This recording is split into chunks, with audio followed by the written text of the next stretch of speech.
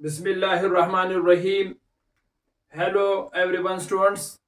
आज का जो हमारा नेक्स्ट लेक्चर है वो हमने बेसिकली आगाज़ करना है सेकेंड ईयर की इनहेरिटेंस चैप्टर से। जो टॉपिक हमारे पास है वो है लॉ ऑफ डोमिनेंस। इससे पहले हमने मेंडल की दो लॉज पर बात की है। एक लॉ ऑफ सेग्रीगेशन, दूसरी लॉ ऑफ इंडिपेंडेंट असॉर्टमेंट्स। उससे पहले हमने इनहेरिटेंस समझा, उसके बाद हमने मेंडल्स के बारे में बात की जिसको फादर ऑफ जेनेटिक्स माना जाता है। उसके बाद फिर हमने 7 कॉन्स्ट्रक्टिंग पेयर ऑफ ट्रेड्स के ऊपर बात की। उसके बाद फिर हमने the importance terms which is used in genetics, इसके ऊपर हमने बात की है। तो ये सारी चीज़ें हम कवर अप कर चुके हैं। आज का जो हमारा लेक्चर है वो हमने लॉ ऑफ डोमिनेंस के ऊपर बात करना है। अगर आप इस चैनल पे नए हैं तो जल्दी से आप इसको सब्सक्राइब करें और बेल आइकन को प्रेस करें ताकि आपको बर वक्त जो वीडियो हम अपलोड करेंगे वो आपको मौसूल होती रहे। तो चलते हैं, लेक्चर का आगाज करते हैं।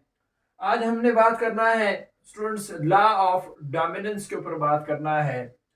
लॉ ऑफ डोमिनेंस कहते हैं कि एक ऐसे अमल जिसमें एक अलील, यानी जिसमें हमारे पास एक अलील अपनी सेम जीन्स के ऊपर जब फिजियोलॉजिकली उस पर अपनी इफेक्ट जाहिर करें, इसको हम कहते हैं लॉ ऑफ डोमिनेंस। अगर मैं इससे भी आसान अल्फाज में बता दूं, हम कहते हैं कि एक ऐसे कंडीशंस या एक ऐसा अमल या एक ऐसी डोमिनेंसी जिसमें एक जीन्स खुद को या होमोजाइगस हालत में एक्सप्रेस कर दे या हेटेरोजाइगस में खुद को एक्सप्रेस कर दे, तो ऐसे कंडीशंस को हम कहेंगे लॉ ऑफ डोमिनेंस। अब लॉ ऑफ डोमिनेंस के बाद जो है जरा हम आगे मूव करते हैं।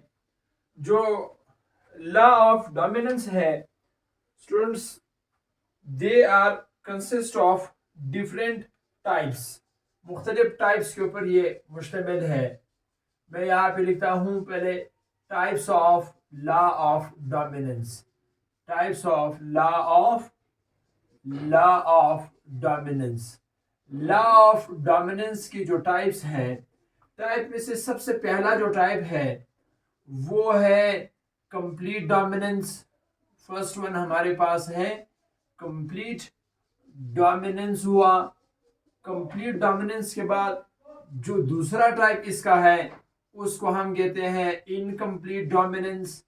ठीक है, इनकम्प्लीट डोमिनेंस।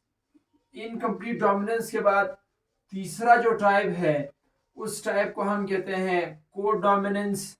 ठीक है, को डोमिनेंस हुआ।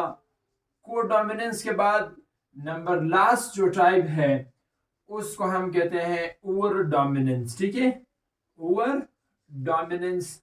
आज के इस एपिसोड में या इस लेक्चर में हम खास करके कंप्लीट और इनकम्प्लीट डोमिनेंस पे बात करेंगे और नेक्स्ट लेक्चर में फिर हम को डोमिनेंस और ओवर डोमिनेंस पे बात करेंगे। यानी पार्ट ए पे हम इन दो पे बात करेंगे, पार्ट बी, ताकि लेक्चर ज्यादा लंबा ना हो जाए। कंप्लीट जीन में हम लिखते हैं the recessive genes is completely hidden by dominant genes। एक डोमिनेंट जीन जो है, ठीक है, एक डोमिनेंट जीन जो है वो जब रेसेसिव को कंप्लीटली एक रेसेसिव की कैरेक्टर्स को हाइड कर दे, तो इस हाइड करने को हम स्टूडेंट्स इस अमल को हम कहते हैं complete dominancy. This is called as a complete dominancy. Complete dominancy का मतलब ये है कि जब एक रिसेसिव जीन्स की एक्सप्रेशंस, जब एक डोमिनेंट जीन कंप्लीटली हाइड कर दे और एक जीन उस पर गालिब आ जाए, तो इस अमल को हम कहते हैं डोमिनेंट कंप्लीट डोमिनेंस।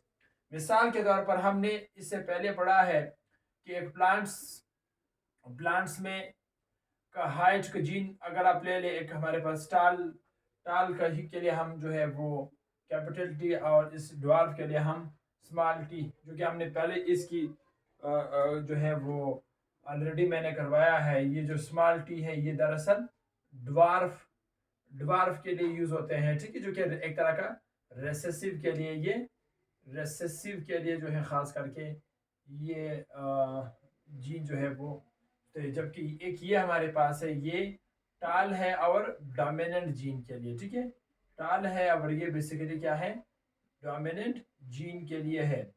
अब इसमें वो सारा प्रोसेस आप लोगों को पता है कि सबसे पहले गैमिट्स बनता है, ठीक है, गैमिट्स वगैरह बनते हैं। जब गैमिट्स वगैरह बन जाते हैं उसके बाद फिर हम इसकी पिनेट स्क्वायर बनाते हैं। मैं सिर्फ पी एस लिख रहा हूँ ताकि टाइम बच जाए। पिनेट स्क्वायर जब आप इसकी बना लेते हैं इस तरह, ये रहा पिनेट, इसके पिनेट स्क्वायर आप इस तरह बना लो।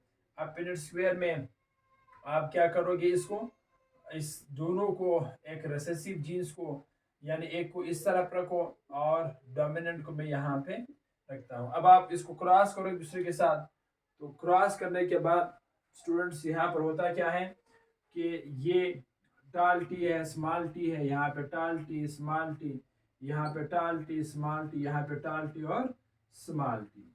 अगर आप यहाँ पे गौर करेंगे, इसी F1 जनरेशन के अंदर F1 में जो यहाँ पे हमें रिजल्ट नजर आया है, रिजल्ट जो है हम लिखते हैं आल आर टाल, तमाम की तमाम जो है वो यहाँ पे क्या है, वो टाल है। इसका मतलब क्या है कि ये वाला जीन इस पर गालिब आया है। इस जीन ने इसकी कैरेक्टर्स को, इसकी कैरेक्टर्स की जो एक्सप्रेशंस है उस एक्सप्रेशंस को हाइड किया है। तो इसको हम कहते हैं कंप्लीट डोमिनेंस। अब इसमें अगर आप रेशो निकालोगे, इसकी पेनोटाइपिक रेशो निकालोगे, ठीक है, पेनोटाइपिक रेशो अगर आप इसकी निकालोगे तो पेनोटाइपिक रेशो इसका जो है वो निकल आता है 4:0 निकल आते हैं, यानी सारे के सारे टाल यहाँ पर है। इसी तरह अगर आप इसकी जीनोटाइपिक रेशो निकालोगे तो जीनोटाइपिक में भी आपको बिल्कुल यही एपिसोड देखने को मिलेगा। इधर भी क्या होगा, 4 यानी 4 और 0 ये आपको देखने को मिलेगा। तो ये हमारे पास जो जीनोटाइपिक रेशो है, भले ये हमारे पास ये है तो हेटेरोजाइगस, मगर दे आर बेसिकली टाल, ठीक है। जीनोटाइपिक में ये क्या है, ये दरअसल हेटेरोजाइगस पोजीशन में तो है। अब यहाँ पे हमने डोमिनेंसी के डेफिनेशन में भी देखा कि अगर एक जीन्स खुद को एक्सप्रेस करे होमोजाइगस हालत में या हेटेरोजाइगस हालत में। अब इधर ये जो आपको कंडीशंस नजर आ रही है, इधर इसका रेशो, जीनोटाइपिक रेशो भी 4/0 आ रहा है और फेनोटाइपिक भी 4/0 आ रहा है। तो इसका मतलब ये हुआ कि कंप्लीट डोमिनेंसी में हमेशा एक रेसेसिव जीन्स को मस्क की जाती है, यानी उसकी एक्सप्रेशंस को, उसके कैरेक्टर को मस्क जब एक डोमिनेंट जीन करें तो इसको हम कहते हैं कंप्लीट डोमिनेंस। कंप्लीट डोमिनेंस के बाद जो है नेक्स्ट, आप लोग शाबाश इसको नोट करें जरा, ताकि मैं कंप्लीट डोमिनेंस इनकम्प्लीट की तरफ मूव करूं। जल्दी करें शाबाश। अब मैं रिमूव करने लगा हूं, ठीक है। अब दूसरे एतबार पे हम जरा मूव करते हैं। कंप्लीट के बाद नेक्स्ट जरा हम बात करते हैं इनकम्प्लीट डोमिनेंस पे, ठीक है। इसलिए मिटाया ताकि जगह थोड़ा सा एक्सटेंड हो जाए। अब दूसरा हमारे पास है इनकम्प्लीट डोमिनेंस। इनकम्प्लीट डोमिनेंस का मतलब ये है कि एक ऐसे अमल जिसमें एक एलील्स ना तो वो कंप्लीटली डोमिनेंट होते हैं, ना ही वो कंप्लीटली रेसेसिव होता है। तो मैं जरा इसकी डेफिनेशन यहाँ पे लिख लूँ, those allele which is neither, ठीक है, which is neither dominant, which is neither dominant or recessive, ना ही वो डोमिनेंट होते हैं और ना ही रिसेसिव होते हैं, बट दे शो combinedly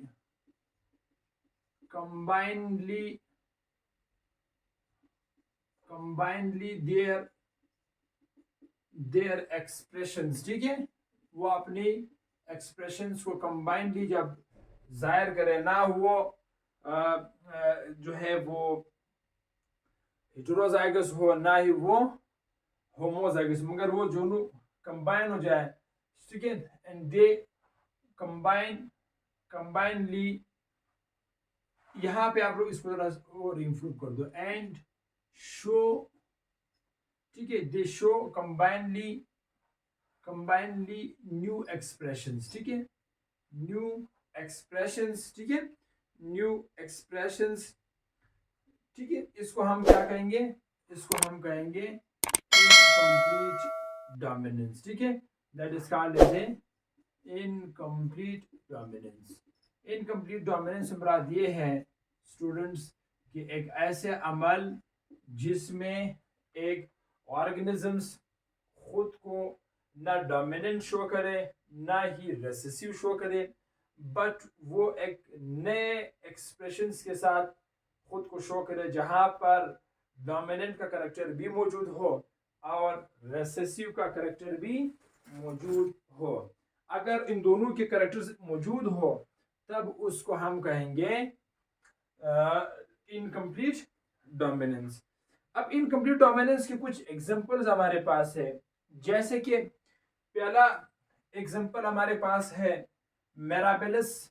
मैं कुछ एग्जांपल्स यहाँ लिखता हूँ, जैसे कि पहला एग्जांपल हमारे पास है मिराबिलिस जल्फा हो गया, ठीक है, मिराबिलिस जल्फा जिसको हम 4 o'clock प्लांट भी कहते हैं, ठीक है, that is called as a 4 o'clock, ठीक है, 4 o'clock प्लांट्स कहते हैं मिराबिलिस, ठीक है, 4 o'clock प्लांट भी कहते हैं। 4 o'clock के बाद दूसरा एंटेरिनम है, ये इसका एग्जांपल है, ठीक है। नेक्स्ट हमारे पास जो है वो ठीक है, एंटेरिनम हो गया। Second one is called as antirrhinum, ठीक है, this is called as antirrhinum. Antirrhinum हुआ। एंटेरिनम को हम दरअसल स्टूडेंट्स स्नेक ड्रैगन भी इसको कहते हैं या इसको डॉग फ्लावर भी कहते हैं, ठीक है, that is called as a dog flower भी कहते हैं इसको, या इसको स्नेक ड्रैगन के नाम से भी पुकारा जाता है, ठीक है, स्नेक ड्रैगन भी इसको कहते हैं। स्नेक ड्रैगन के बाद जो है, अब यहाँ पर मैं जरा इसकी स्पेलिंग चेक करूं, स्नेक ड्रैगन्स भी इसको कहते हैं। यहाँ पे एक और एग्जांपल भी है, जैसे कि हमारे पास जो है वो एंडोलुजन फाउल भी है, ठीक है। नेक्स्ट हमारे पास है वो एंडोलुजन्स फाउल भी है। एंडोलुजन फाउल के बाद जो है, अब यहाँ पर जो है तकरीबन खास करके इन दोनों में, ये जो दो प्लांट्स है इन दोनों का तकरीबन जो दोनों में इनकम्प्लीट डोमिनेंसी शो होती है, यानी इन दोनों तकरीबन ये इस दोनों की जो क्रॉसिंग है वो सेम है। तो मैं यहाँ पर इसकी एग्जांपल बताता हूँ। मेरे पास यहाँ पर एक फ्लावर है, ज़रा इनकम्प्लीट डोमिनेंस को समझते हैं। एग्जांपल्स यहाँ पे इनका एक लेते हैं। यहाँ पे मेरे पास एक फ्लावर है, यानी उसको हमने कैपिटल आर और कैपिटल आर से मेंशन किया, दूसरा स्मॉल आर और स्मॉल आर से हमने मेंशन कर दिया। अब ये जो कैपिटल आर है, ये दरअसल रेड फ्लावर है, ठीक है, that is called as a red flower. और एक हमारे पास ये small r that is for white flower. इसको हम क्या किस चीज में मेंशन करेंगे, वाइट फ्लावर्स मेंशन करेंगे। अब वाइट फ्लावर है, अब आप लोगों को स्टूडेंट्स इस बात का पहले से भी इल्म है, मैं दो लॉज ऑलरेडी आप लोगों को पढ़ा चुका हूँ। सबसे पहले इसमें अब गैमेट्स बनेगा, ठीक है, यानी इस आर का गैमेट्स बना, इसका भी गैमेट्स बना, क्योंकि ये सेग्रीगेट हो जाएंगे तो इसका भी गैमेट्स बनेगा, इसका भी गैमेट्स बनेगा। जैसे गैमेट बनेंगे उसके बाद अब हम करेंगे क्रॉस फर्टिलाइजेशन। जैसे ही आप क्रॉस फर्टिलाइजेशन करोगे, उस क्रॉस फर्टिलाइजेशन में यहाँ पे जरा हम cross fertilization, let's we do it, यहाँ पे हम करते हैं क्रॉस फर्टिलाइजेशन। अब इस क्रॉस फर्टिलाइजेशन में यहाँ पर ये रहा कैपिटल आर, स्मॉल आर और स्मॉल आर। अब इसको क्रॉस करने के बाद यहाँ पर capital R small r, capital R small r, capital R small r, capital R और स्मॉल आर। अब इसका मतलब ये हुआ कि यहाँ पर जो रिजल्ट निकल आया है, इस रिजल्ट में यहाँ पर अगर मैं यहाँ पे लिख लूँ ना, यहाँ जो रिजल्ट निकल आया वो बिल्कुल मुख्तलिफ आया है। हम यहाँ पर लिखते हैं all flower are having pink colour. तमाम के तमाम जो फ्लावर यहाँ पे है उसका जो कलर है वो पिंक कलर के फ्लावर है। यानी हमने क्रॉस जो करवाया है स्टूडेंट्स, वो रेड और व्हाइट को क्रॉस करवाया है, मगर इधर रिजल्ट में जो हमारे पास फ्लावर निकल आया है वो दरअसल पिंक कलर का जो है वो निकल आया है। अब जैसे ही हमारे पास यहाँ पर पिंक कलर का तमाम के तमाम निकल आया है, बाद में यानी जितने भी है, यानी चार यहाँ पर आपको नजर आ रहे हैं ना, ये चारों के चारों जो है वो पिंक फ्लावर के हैं, ठीक है, पिंक फ्लावर के हैं। और ये तो चारों के चारों जो है वो क्या है, वो हेटेरोजाइगस भी है। हेटेरोजाइगस के बाद नेक्स्ट अब हम इसमें सेल्फ फर्टिलाइजेशन करवाएंगे, ठीक है। नाउ जैसे ही आप उसमें सेल्फ फर्टिलाइजेशन करवाओगे तब आपके पास जो है वो 1:2:1 जो है वो फेनोटाइप रेशो आपको मिलेगा। यहाँ पे जरा मैं लिखता हूँ सेल्फ फर्टिलाइजेशन,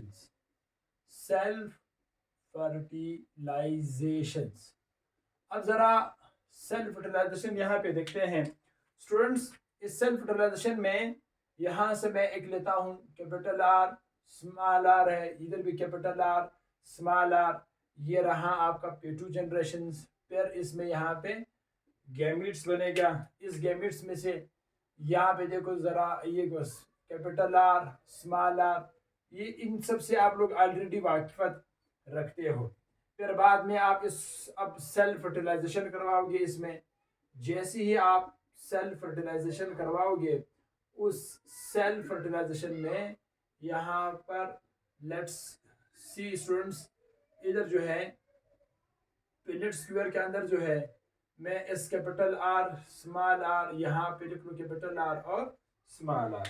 अब आप इसको क्रॉस कर दो, क्रॉस करने के बाद देखो स्मॉल कैपिटल आर, उसके बाद स्मॉल आर और कैपिटल आर, इधर पर कैपिटल आर स्मॉल आर, फिर नेक्स्ट हमारे पास यहाँ पर स्मॉल आर और स्मॉल आर। अब इसकी जरा देखो जो फेनोटाइप रेशो इसका है, फेनोटाइप रेशो जो इसका निकल आता है यहाँ पे, वो स्टूडेंट्स इनमें से ये दो जो है खास करके ये कैपिटल आर स्मॉल आर, ये दोनों वही पिंक कलर के है, ठीक है। This is called as a, ये वही पिंक फ्लावर है, ठीक है।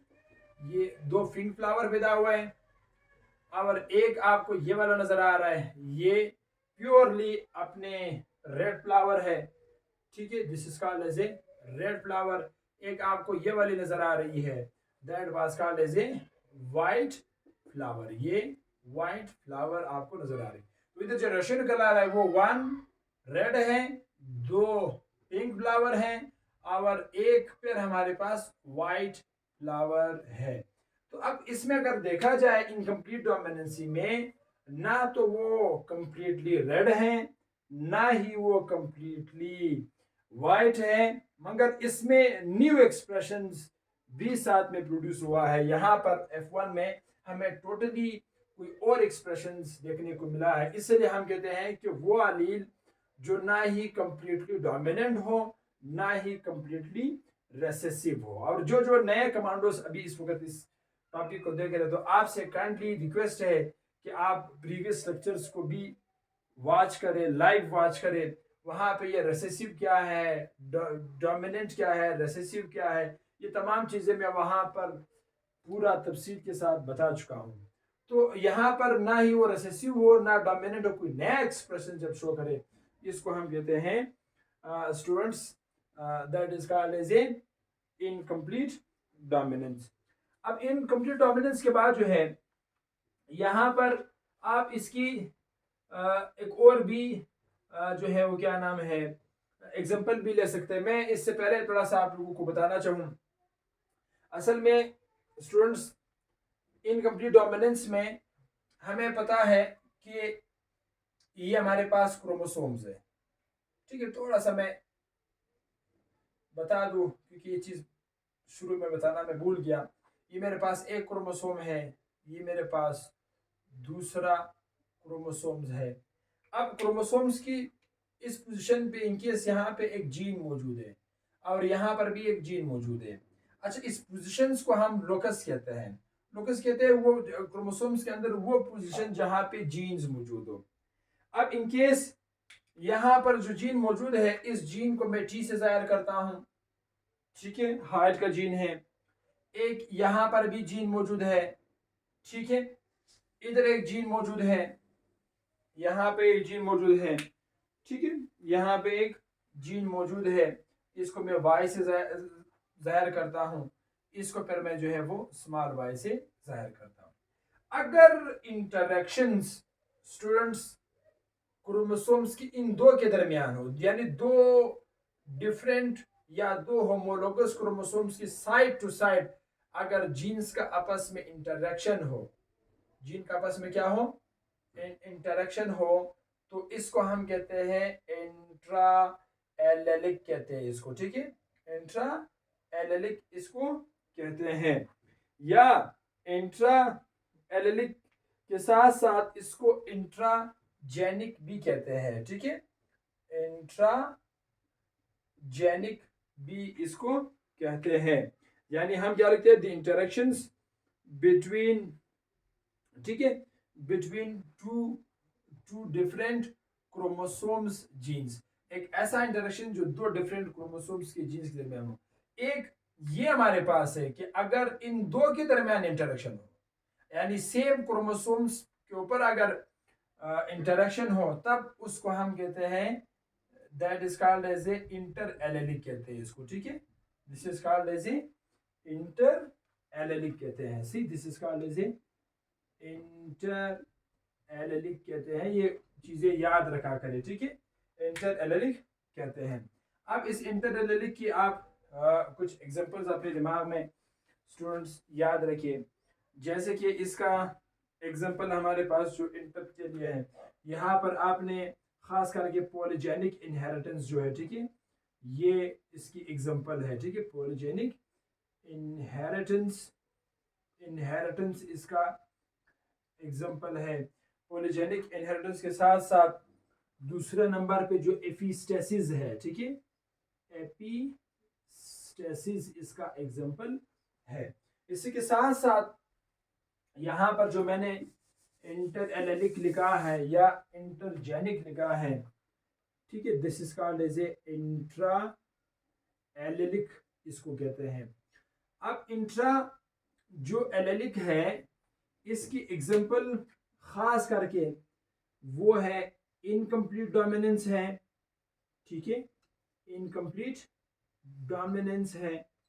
इनकम्प्लीट डोमिनेंस के साथ साथ दूसरे नंबर पे को डोमिनेंस हुआ, ठीक है, को डोमिनेंस। तीसरा ओवर डोमिनेंस है, ठीक है, ओवर डोमिनेंस, ये इसका एग्जांपल है। इनमें से इंट्रा एलेलिक में से जो इनकम्प्लीट डोमिनेंस है वो हम यहाँ पढ़ चुके हैं, ठीक है स्टूडेंट्स, इसको हम पढ़ चुके हैं, ये आपके सामने मैंने लिखा हुआ है। इसी के साथ साथ यहाँ पर हमें ये बात तो समझ में आ गया है, ठीक है। दूसरा, अगर आप एंडोलजन फाउल का भी आप एग्जांपल ले सकते हैं, ये वाला जो है, ठीक है, जो कि मोर देन ये वन एग्जांपल इसके लिए इनफ है। इंशाल्लाह पार्ट बी में हम डिस्कशन करेंगे स्टूडेंट्स को डोमिनेंस और ओवर डोमिनेंस के ऊपर, ठीक है। पढ़ते रहें और अपना ख्याल रखें। जाते जाते एक और इम्पोर्टेंट बात आपके साथ शेयर करूँ, वो ये है कि हम मुसलसल स्ट्रगल कर रहे हैं, मुसलसल हम वीडियो अपलोड कर रहे हैं। तो आप जितने भी मेरे कमांडोज़ है, चाहे वो इंडिया में है, पाकिस्तान में, बांग्लादेश में, अफ़गानिस्तान में, जहाँ जहाँ इस ग्लोब में जिधर जिधर भी कमांडोज़ मौजूद है जिनको उर्दू समझ में आती है, तो वो कम काइंडली जिस जिस मुल्क में भी है, चाहे वो ओवरसीज़ पाकिस्तानी हो, चाहे ओवरसीज़ इंडियंस हो, अफगानी हो, सारे जितने भी हो, आप सबसे रिक्वेस्ट है कि आप लोग इस चैनल को सब्सक्राइब करें, इसको सपोर्ट करें और बेल आइकन को प्रेस करें, और जितने हो सके इस चैनल को अपने साथ, अपने दोस्तों के साथ और फ्रेंडशिप के साथ और फैमिली मेम्बर्स के साथ शेयर करें। पढ़ते रहें और अपना ख्याल रखें। और पार्ट बी में हम डोमिनेंस और को डोमिनेंस के ऊपर बात करेंगे। All the best.